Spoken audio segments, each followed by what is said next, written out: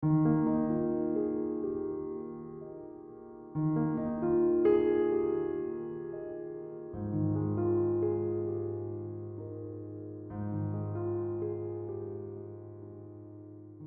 σας και καλώς ήρθατε. Οι διακοπές του Πάσχα τελείωσαν και εμείς ξεκουραστήκαμε, κάτι που είχαμε πολύ ανάγκη. Το σπίτι όμως είναι αρκετά παραμελημένο και ήρθε η ώρα να το επαναφέρουμε σε μία τάξη. Έχω ετοιμάσει λοιπόν μία λίστα με κάποια πράγματα που θα βοηθήσουν σε αυτό. Προσωπικά αρχίζω αποθηκεύοντας τα πασχαλινά διακοσμητικά για τον επόμενο χρόνο. Στα σημεία του σπιτιού που αδειάζουν βάζω κάποιες φορές κάτι άλλο. Εδώ βάζω μία καινούρια γλάστρα που αγόρασα από τα IKEA. Μου άρεσε πολύ το χρώμα και το σχήμα της και το έβαλα εκεί για να καλύψει το κενό από τη διακόσμηση που έβγαλα.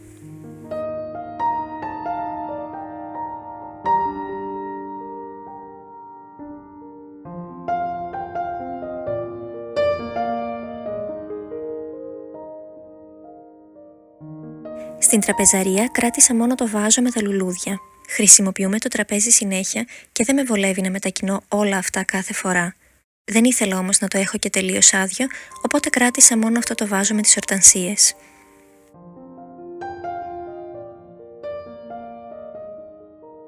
Αυτά είναι όλα όσα μάζεψα από την πασχαλινή διακόσμηση, τα ξεσκονίζω λίγο και τα αποθηκεύω για του χρόνου.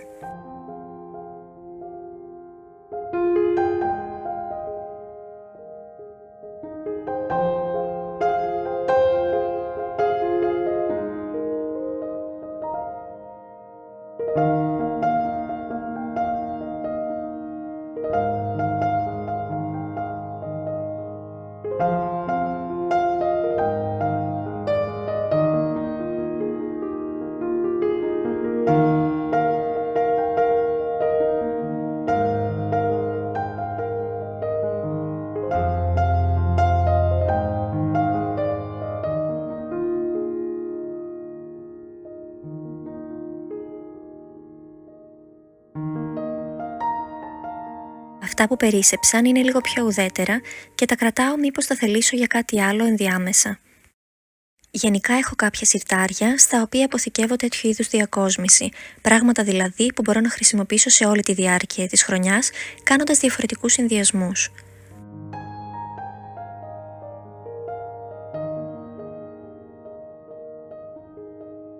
Μετά βάζω ρούχα για πλύσιμο. Είναι σημαντικό για μένα να αρχίσω με αυτή τη δουλειά από νωρίς. Έτσι έχω αρκετό χρόνο να απλώσω και να βάλω στο αιγνωτήριο μέσα στη μέρα. Επίσης θέλω να τελειώνω με τα καθημερινά, ώστε να μπορώ να συνεχίσω με όσα έχω να αποθηκεύσω για το χειμώνα. Θα τα δούμε και αυτά στη συνέχεια.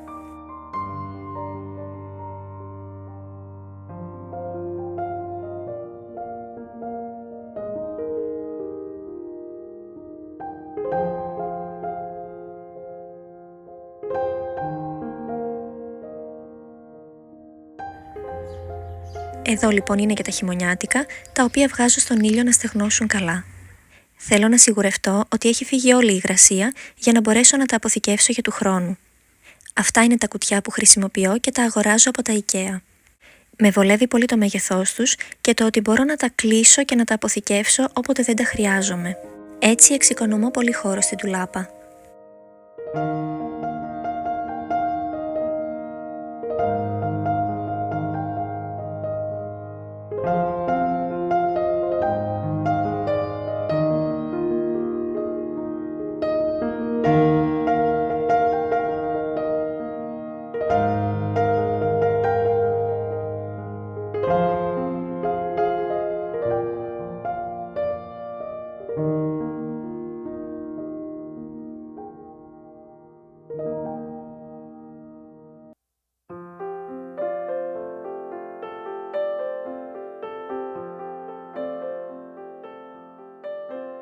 Εδώ αλλάζω και την ετικέτα για να θυμάμαι πως αντί για καλοκαιρινά στο κουτί υπάρχουν πλέον χειμωνιάτικα.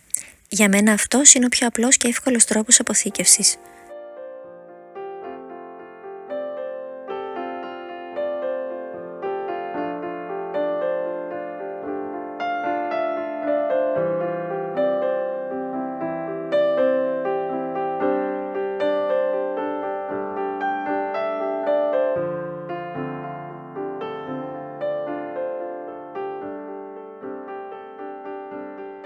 Σειρά έχει η κουζίνα.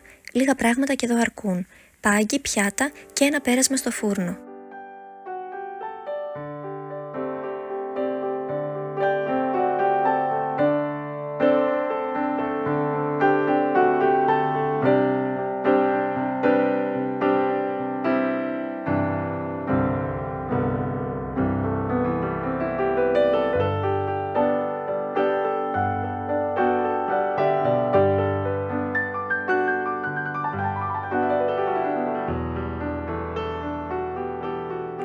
Εδώ ένα βρεγμένο πανί με μικροίνες λογικά αρκεί.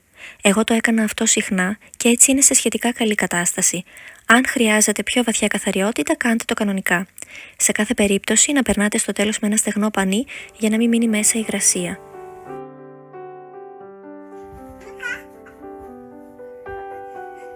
Συνεχίζω με τις παπλωματοθήκες. Τις πλένω και στη διάρκεια του χειμώνα. Τώρα όμως θα τις βάλω και αυτές στην άκρη για του χρόνου. Χρειάστηκαν αλλαγή και τα σεντόνια με τις μαξιλαροθήκες. Τα έκανα όλα τώρα για να μην ασχοληθώ πάλι από την αρχή σε άλλη φάση.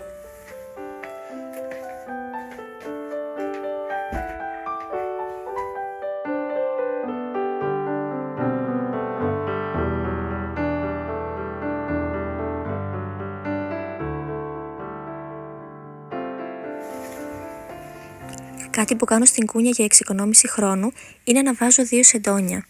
Έτσι όταν θέλουν αλλαγή, βγάζω απλώς αυτό που είναι από πάνω.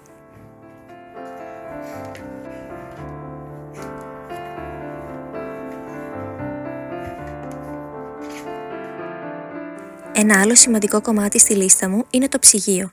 Μετά την Ανάσταση έχουμε συνήθως πολλά κρέατα, σαλάτες και γενικά περισσεύματα φαγητών. Κοιτάω λοιπόν αν έχουν ξεμείνει καθόλου τάπερα από νηστίσιμα φαγητά των προηγούμενων ημερών.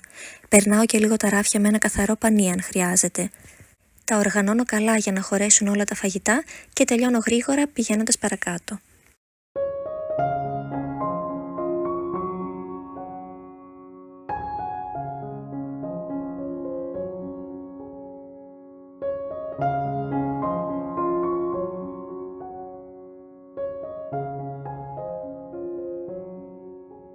Τελευταίο στη λίστα μου είναι το πότισμα και το προσθέτω πάντα γιατί αλλιώς το ξεχνάω και το αμελώ.